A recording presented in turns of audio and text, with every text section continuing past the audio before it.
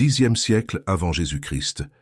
Une femme traverse 2400 kilomètres de désert, transportant plus d'or que la plupart des rois n'en accumuleraient en une vie entière. Elle ne vient pas pour conquérir des territoires, ni pour sceller des alliances militaires. Elle vient pour poser des questions, et ce qui se passe entre elle et Salomon cette nuit-là à Jérusalem engendrera une lignée qui traversera 30 siècles et ne s'éteindra qu'en 1974. Avant de continuer la vidéo, voulez-vous fortifier votre vie de prière et aider notre chaîne à grandir? J'ai préparé un matériel avec plus de 50 prières spéciales pour vous guider. Cliquez sur le lien dans la description et aidez notre projet à diffuser la parole du Christ. Pensez au décor. L'année est approximativement 950 avant Jésus-Christ. À l'extrémité sud de la péninsule arabique, là où se trouve aujourd'hui le Yémen, existe un royaume qui contrôle le produit le plus précieux du monde antique. Ce n'est pas l'or, ce n'est pas l'argent, c'est l'encens. Et la femme qui gouverne ce royaume vient de recevoir des nouvelles perturbantes d'un marchand nommé Tamrin, revenu d'un voyage à Jérusalem avec des récits qui semblent impossibles. Il parle d'un roi dont la sagesse dépasse tout ce qu'elle a jamais entendu, d'un temple couvert d'or du sol au plafond, d'une cour où l'argent est traité comme de la pierre commune. Et elle, la reine de Saba, dont la Bible ne révèle jamais le nom mais que des traditions ultérieures appelleront Makeda ou Bilkis, décide qu'elle doit voir de ses propres yeux. Ce qu'elle fait ensuite défie toute logique politique et économique de son époque. Elle n'envoie pas d'ambassadeurs, elle n'envoie pas de présents par des messagers. Elle monte elle-même une caravane de proportions jamais vues et part pour un voyage qui durera entre 2 et 3 mois, traversant environ 65 étapes le long de la route de l'encens, franchissant des déserts où les températures dépassent 40 degrés le jour et chutent près de 0 la nuit. Et elle emporte avec elle 120 talents d'or, l'équivalent de plus de 4 tonnes de métal, en plus d'épices en quantité jamais transportées auparavant vers Jérusalem et des pierres précieuses qui feraient paraître modeste n'importe quel trésor royal. Cette femme ne fait pas une visite diplomatique, elle fait un pari. Un pacte, l'ouverture établit tant la grandeur matérielle que la dimension personnelle de la décision de la reine, créant une curiosité sur ses véritables motivations. Maintenant, une chose doit être claire sur qui était cette femme et d'où elle venait. Le royaume de Saba, situé dans ce qui est aujourd'hui le Yémen, n'était pas un territoire quelconque.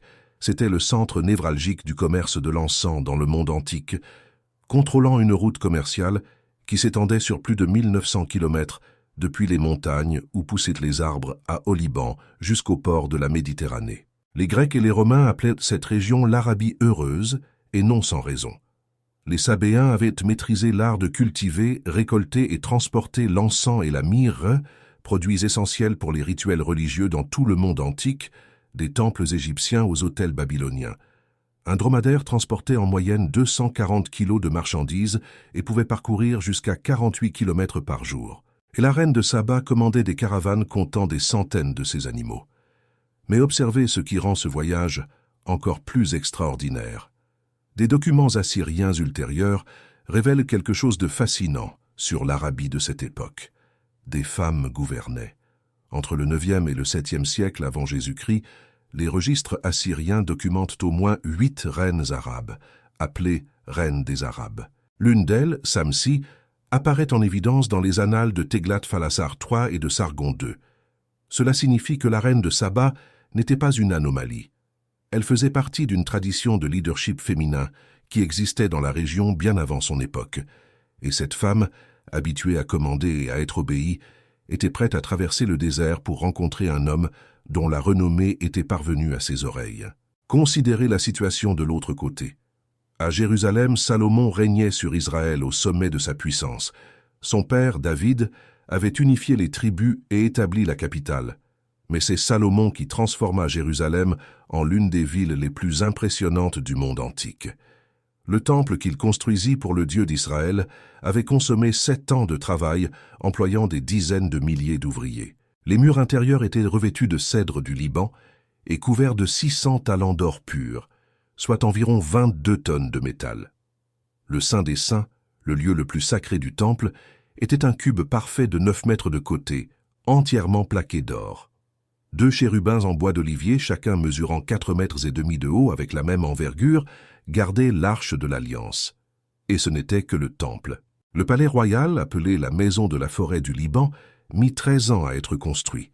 Ses dimensions étaient plus grandes que celles du temple lui-même. Salomon possédait 1400 chars de guerre et 12 000 chevaux. Son revenu annuel en or atteignait 666 talents, approximativement 24 tonnes, l'équivalent de plus de 10 milliards de dollars en valeurs actuelles. La Bible rapporte que durant son règne, l'argent à Jérusalem était aussi commun que les pierres. Toutes les coupes du palais étaient en or, rien en argent. L'argent n'avait pas assez de valeur pour la table du roi. Mesurez cela. Quand la reine de Saba arriva enfin à Jérusalem, elle n'entrait pas dans une ville quelconque. Elle entrait dans ce qui était, à ce moment-là, possiblement l'endroit le plus riche de la surface de la terre. Et elle apportait avec elle une fortune qui représentait une fraction significative de la richesse de son propre royaume. 120 talents d'or, des épices en quantité jamais vue, des pierres précieuses, et, selon une tradition, la racine d'un baumier, plante qui n'existait qu'à Saba et qu'elle offrait comme un présent unique, irreproductible, un geste de reconnaissance de la grandeur de l'homme qu'elle était venue rencontrer. Mais pourquoi est-elle venue? La Bible offre une réponse étonnamment simple.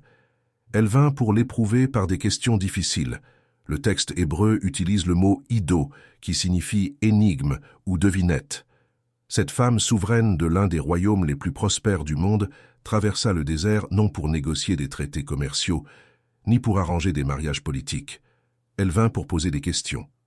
Elle vint pour découvrir si la sagesse de Salomon était réelle ou seulement de la propagande. Et ici, les choses deviennent intéressantes. La Bible ne rapporte pas quelles furent ces questions.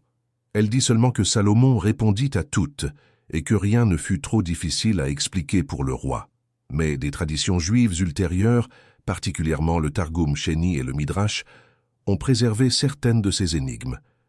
L'une d'elles disait ceci: « Je viens du sol, je suis versé comme l'eau, et si je suis mal manipulé, je brûle la maison. Que suis-je » Salomon répondit: « Le pétrole. » Une autre question: « Quand les vents forts soufflent, je plie comme le jonc. J'apporte la gloire aux riches et la honte aux pauvres, la gloire aux morts et la honte aux vivants, la joie aux oiseaux et la peur aux poissons. Que suis-je » La réponse était le lin, utilisé pour faire des vêtements élégants pour les riches, des linceuls pour les morts, des cordes pour lier les criminels et des filets pour pêcher. Ce n'étaient pas des questions triviales. C'étaient des tests de connaissances encyclopédiques, de capacité de raisonnement, de compréhension du monde naturel et des sociétés humaines. Et Salomon répondit à toutes. Mais la sagesse du roi ne se manifestait pas seulement en paroles. La reine observa tout, la nourriture à sa table, l'organisation de ses officiers, les vêtements des serviteurs, la manière dont les échansons servaient, les holocaustes qu'il offrait au temple. Et le texte biblique utilise une expression significative pour décrire sa réaction. En hébreu, il est dit qu'il n'y avait plus de ruach en elle. Le mot ruach peut signifier esprit, souffle ou vent. La traduction commune est qu'elle resta sans souffle, mais le sens est plus profond. Quelque chose en elle s'est vidé devant ce qu'elle a vu. Toute son expérience préalable, toute sa compréhension de la grandeur et de la sagesse dut être réorganisée pour accommoder ce dont elle était témoin. Alors elle fit sa déclaration. Les paroles qui sortirent de sa bouche sont préservées tant dans le premier livre des Rois, au chapitre 10, que dans le deuxième livre des Chroniques, au chapitre 9, et méritent une attention particulière. Elle dit qu'elle avait entendu dans son pays parler des réalisations et de la sagesse de Salomon, mais qu'elle n'avait pas cru au récit avant de voir de ses propres yeux. Et elle ajouta alors quelque chose d'extraordinaire. « On ne m'en a pas dit la moitié. En sagesse et en richesse, tu surpasses de beaucoup ce que j'avais entendu. » Pas même la moitié. Cette femme contrôlait l'une des plus grandes routes commerciales du monde antique. Elle avait accès aux informations des marchands qui voyageaient de Saba jusqu'en Égypte, de la Mésopotamie jusqu'en Inde. Ces informateurs étaient les meilleurs que l'argent puisse acheter. Et pourtant, quand elle arriva à Jérusalem, elle découvrit que toute son intelligence, tous ses rapports, représentaient moins de la moitié de la réalité. Mais la visite ne se termina pas par des déclarations. Il y eut un échange de présents qui mérite une analyse détaillée. La reine donna à Salomon les 120 talents d'or, les épices en quantité jamais vue et les pierres précieuses. Le texte biblique souligne spécifiquement les épices, notant qu'il n'arriva plus jamais à Jérusalem des épices en telle abondance que celles que la reine de Saba donna au roi Salomon. Ce n'était pas une exagération rhétorique. L'encens et la myrrhe étaient des produits qui ne poussaient que dans des régions très spécifiques, principalement dans le sud de l'Arabie et sur la côte de la Somalie. Saba contrôlait ce marché, et la reine livrait une quantité qui serait normalement distribuée sur des années de commerce. En échange, Salomon donna à la reine tout ce qu'elle désira et demanda, outre ce qu'il lui donna de sa générosité royale. Cette phrase du texte biblique est intrigante. Qu'a-t-elle désiré? Qu'a-t-elle demandé? La Bible ne le précise pas, mais la phrase suggère qu'il y eut des conversations, des négociations, des demandes faites et satisfaites, et alors elle partit, retournant avec sa suite dans son propre pays. Ici, le récit biblique s'arrête, mais les histoires sur ce qui s'est réellement passé entre Salomon et la reine de Saba ne font que commencer. La tradition éthiopienne, préservée dans le Kebra Nagast, le livre de la gloire des rois, écrit au XIVe siècle mais basé sur des traditions beaucoup plus anciennes, offre un récit dramatiquement étendu. Selon ce texte, la reine, ici appelée Makeda, resta à Jérusalem pendant 6 mois, apprenant de Salomon. Lors de la dernière nuit de sa visite, Salomon prépara un banquet avec des mets particulièrement épicés et n'offrit pas d'eau à la reine. Elle avait promis de ne rien prendre de sa maison sans permission. Au milieu de la nuit, prise d'une soif insupportable, elle se leva pour boire de l'eau. Salomon la confronta, l'accusant d'avoir rompu sa promesse. En compensation, elle accepta de s'allonger avec lui. Ce récit soulève de sérieuses questions sur le consentement que les lecteurs modernes ne peuvent ignorer. Mais le texte éthiopien présente le résultat comme positif. Makeda tomba enceinte. Elle retourna à Saba et donna naissance à un fils nommé Ménélik, ce qui signifie « fils du sage » en arabe. Quand Ménélik grandit, il voyagea à Jérusalem pour rencontrer son père. Salomon fut si impressionné par lui qu'il voulut qu'il reste et gouverne Israël. Mais Ménélik insista pour retourner dans son pays et vers sa mère. Et ici, l'histoire prend un tour inattendu. Selon le Kebra Nagast, quand Ménélik quitta Jérusalem, il ne partit pas seul. Il fut accompagné par les premiers-nés des prêtres et des nobles d'Israël. Et l'un d'eux, le fils du grand prêtre, emporta avec lui l'arche de l'Alliance, la remplaçant par une réplique. Quand Salomon le découvrit, il eut un rêve dans lequel Dieu lui dit de ne pas poursuivre l'arche, car c'était la volonté divine qu'elle quittât Jérusalem. Le transfert de l'arche symbolisait le transfert de la faveur divine d'Israël vers l'Éthiopie. Ce récit a fondé l'une des plus longues dynasties de l'histoire humaine, la dynastie salomonienne d'Éthiopie, qui prétendait descendre directement de Salomon et Makeda par Ménélik, gouverna le pays avec peu d'interruptions pendant près de 3000 ans. Le dernier empereur de cette lignée, Haïlé Sélassié, qui se proclamait le 110e descendant de Ménélik, portait le titre de lion conquérant de la tribu de Juda. Il fut déposé en 1974, mettant fin à une lignée dynastique qui aurait commencé cette nuit-là à Jérusalem. Mais quelle part de cette histoire est réelle? Archéologues et historiens débattent de cette question depuis des décennies. Pendant longtemps, l'absence de preuves directes de commerce entre l'Arabie du Sud et Israël au Xe siècle avant Jésus-Christ a conduit de nombreux érudits à remettre en question l'historicité du récit biblique. Certains ont soutenu que le royaume de Saba n'a émergé qu'environ 150 ans après le règne de Salomon. D'autres ont suggéré que toute l'histoire était une invention ultérieure pour glorifier le règne de Salomon. Puis vinrent les découvertes récentes. En 2012, lors de fouilles à l'Ophel, la zone entre le mont du Temple et la cité de David à Jérusalem, l'archéologue Eilat Mazar a trouvé une petite inscription de seulement 7 lettres. Pendant des années, les érudits ont supposé qu'elle était écrite en cananéen. Mais en 2023, Daniel Vinstube de l'université Ben Gourion a proposé une interprétation révolutionnaire. L'inscription était écrite en sabéen, la langue du royaume de Saba, dans le sud de l'Arabie. Et elle datait du Xe siècle avant Jésus-Christ, exactement la période du règne de Salomon. L'un des mots de l'inscription, selon Vinstube, est l'adanum, un type de résine aromatique. L'inscription semble avoir été faite sur une urne en céramique produite à proximité de Jérusalem, avant d'être cuite au four, par quelqu'un de la ville d'Aïta qui était lié à la fourniture d'encens. Cela signifie que des personnes parlant la langue de Saba étaient présentes à Jérusalem pendant le règne de Salomon et étaient impliquées dans le commerce de l'encens. Cette découverte ne prouve pas que la reine de Saba a visité Salomon, mais elle prouve que des connexions commerciales et culturelles entre Jérusalem et le royaume de Saba existaient à la période biblique. D'autres preuves archéologiques corroborent ce tableau. Des traces de cannelle ont été trouvées dans des flacons phéniciens en argile sur 3 sites de la plaine côtière israélienne, datant du Xe siècle avant Jésus-Christ. Cela suggère que des routes commerciales avec l'Asie du Sud existaient bien plus tôt qu'on ne le pensait auparavant. Et la cannelle était l'un des produits qui voyageaient par la route de l'encens. Mais peut-être que la question la plus intéressante n'est pas de savoir si la reine de Saba a existé, mais pourquoi la Bible raconte son histoire de cette manière. Pensez au contexte littéraire. La visite de la reine apparaît dans le premier livre des Rois au chapitre 10, immédiatement après les chapitres décrivant la construction du temple et du palais de Salomon, et immédiatement avant un verset qui révèle le revenu annuel de Salomon en or. La reine fonctionne comme un témoin externe, une voix venue de l'extérieur d'Israël qui confirme la grandeur du roi. Elle vient, voit, reste sans souffle, confesse qu'on ne lui en avait pas dit la moitié, remet des présents spectaculaires, reçoit ce qu'elle désire et repart. C'est un récit de validation. Mais il y a des couches plus profondes. La reine vient d'un royaume païen. Elle adore le soleil, la lune et les étoiles, comme c'était commun en Arabie du Sud à cette période. Et quand elle arrive à Jérusalem, elle ne reconnaît pas seulement la sagesse de Salomon.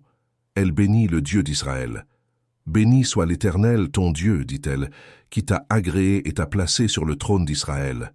Parce que l'Éternel aime Israël pour toujours, il t'a établi roi pour faire droit et justice. » Est-ce une conversion? Le texte n'est pas explicite.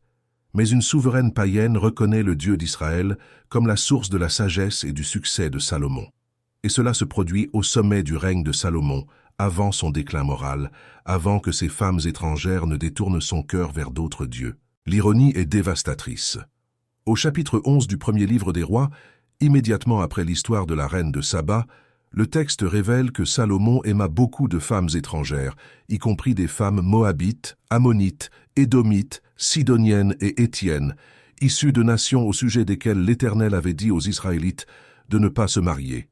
Et ces femmes détournèrent son cœur vers d'autres dieux. L'homme dont la sagesse avait attiré une reine à travers le désert perdit cette même sagesse à cause d'autres femmes étrangères. Mais la reine de Saba ne disparaît pas de la Bible. Elle réapparaît plus de 900 ans plus tard dans les paroles de Jésus. Dans l'évangile de Matthieu, chapitre 12, verset 42, Jésus confronte les pharisiens et les scribes qui demandent un signe. Et il dit quelque chose d'extraordinaire. La reine du Midi se lèvera au jour du jugement avec cette génération et la condamnera parce qu'elle vint des extrémités de la terre pour entendre la sagesse de Salomon. Et voici, il y a ici plus que Salomon. Observez ce que Jésus fait. Il utilise la reine de Saba comme exemple de foi authentique. Elle vint des extrémités de la terre, elle traversa plus de 2000 kilomètres de désert, elle apporta une fortune en présent.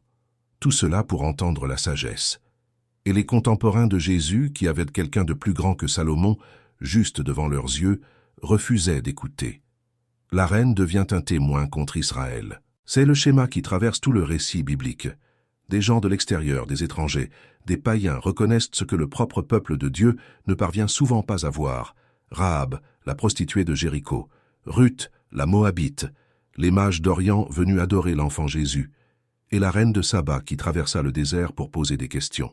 Mais il y a encore une autre dimension de cette histoire qui mérite réflexion.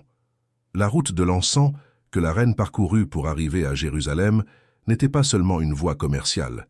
C'était un couloir d'échanges culturels, religieux et intellectuels qui connecta les civilisations pendant plus de 1500 ans, du 2e millénaire avant Jésus-Christ jusqu'au 6e siècle après Jésus-Christ. Par cette route voyageaient non seulement les épices et l'or, mais les idées, les croyances, les traditions.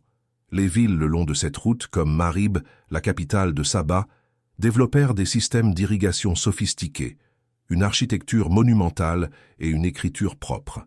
Le barrage de Marib, l'une des merveilles de l'ingénierie antique, mesurait 680 mètres de long et 16 mètres de haut. irriguant une zone de 96 km² et faisant vivre 50 000 personnes. Quand ce barrage se rompit, vers l'an 570 après Jésus-Christ, le royaume de Saba s'effondra, et avec lui disparut un monde entier. Les villes furent abandonnées, les temples tombèrent en ruine. L'écriture fut oubliée.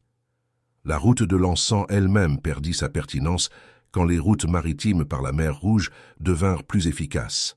Tout ce qu'il resta furent des ruines dans le désert et des histoires préservées dans des textes sacrés. Mais l'histoire de la reine de Saba a survécu. Elle a survécu dans la Bible hébraïque. Elle a survécu dans le Nouveau Testament. Elle a survécu dans le Coran, où elle apparaît comme une reine sans nom confrontée par Salomon et qui finit par se soumettre à Allah. Elle a survécu dans les traditions juives du Midrash et du Targum. Elle a survécu dans le Kebra Nagast éthiopien. Elle a survécu dans les peintures de la Renaissance, dans les opéras baroques, dans les films de Hollywood.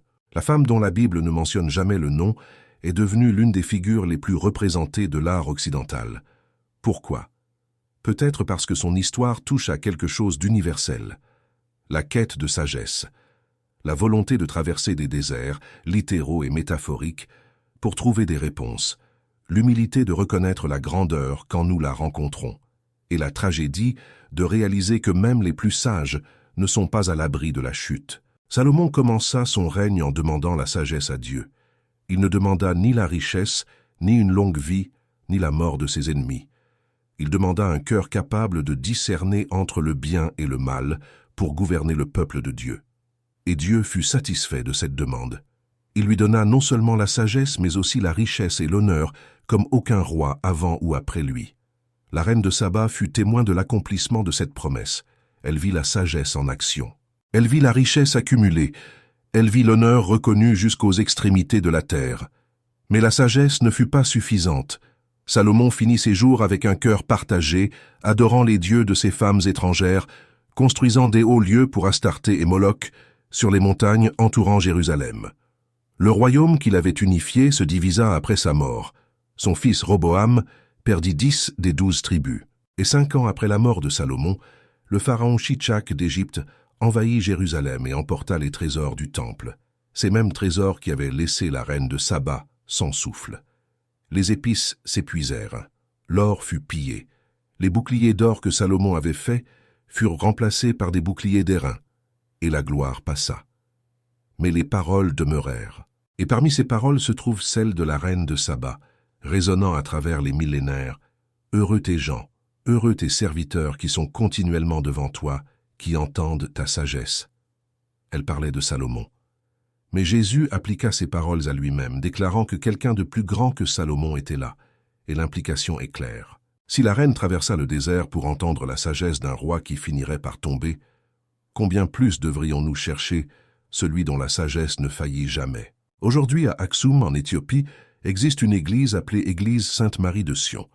Selon la tradition éthiopienne, c'est là que l'arche de l'Alliance est gardée, apportée par Ménélik il y a 3000 ans. Un seul moine est désigné pour garder l'arche toute sa vie. Il ne peut quitter le parvis de l'église. Personne d'autre ne peut entrer pour voir l'arche. La tradition persiste, même si les historiens modernes la considèrent comme une légende médiévale, sans base historique. Mais peut-être que là n'est pas la question. Peut-être que la question est qu'une histoire sur une reine qui traversa le désert pour poser des questions continue de nous poser des questions. Sur ce que nous sommes prêts à traverser en quête de sagesse, sur ce que nous reconnaissons quand nous la trouvons, sur ce que nous en faisons ensuite. La reine retourna chez elle. La Bible ne dit plus rien d'elle. Si elle eut un fils avec Salomon, si elle se convertit au Dieu d'Israël, si elle finit ses jours en paix ou dans la tourmente, le texte sacré ne le révèle pas. Elle entre dans le récit comme une comète, brillante et brève, et disparaît de nouveau vers les extrémités de la terre d'où elle venait. Mais elle a laissé un témoignage. On ne m'en a pas dit la moitié. Et c'est peut-être là le message final. Que peu importe ce que nous cherchons, peu importe ce que nous demandons, peu importe la distance que nous parcourons, la réalité de Dieu dépassera toujours nos attentes. La sagesse que nous pensons avoir trouvée n'est que le début. La richesse que nous pensons avoir vue n'est qu'une ombre. Et le roi que la reine vint rencontrer n'était qu'un type de celui qui viendrait après, celui dont Jésus a dit qu'il était plus grand. La nuit de Salomon et de la reine de Saba reste enveloppée de mystères. La Bible est discrète. Les traditions ultérieures remplissent les silences par des histoires d'amour, de séduction, de fils et de dynastie. Mais ce que nous savons avec certitude, c'est ceci. Une femme vint de loin pour poser des questions, trouva des réponses qui la laissèrent sans souffle, reconnut la source divine de cette sagesse, donna le meilleur de ce qu'elle avait et repartit transformée. Et son témoignage a traversé les siècles pour arriver jusqu'à nous, une invitation silencieuse à faire de même.